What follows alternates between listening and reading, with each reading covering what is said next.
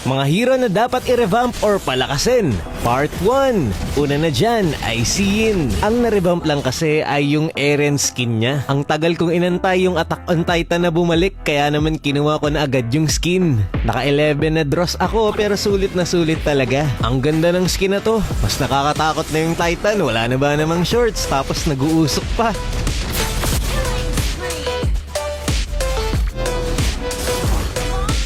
Mabagal siyang mag-farm kumpara sa ibang mga jungler. Kapag nilagay naman siya sa XP lane ay mahihirapan siya. Pangalawang nakakainis kapag nagigin ay kapag nakakancel ang ultimate mo.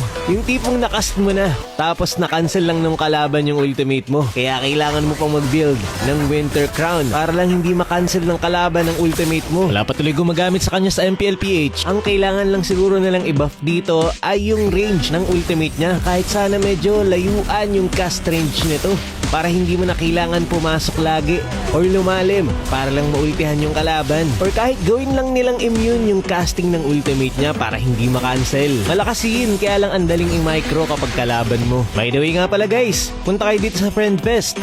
Tapos mag-login lang kayo araw-araw para makakuha ng mga libreng voice pack. At pwede nyo ding makuha ang Attack on Titan na avatar border. Tapos pwede mo rin makuha yung emote.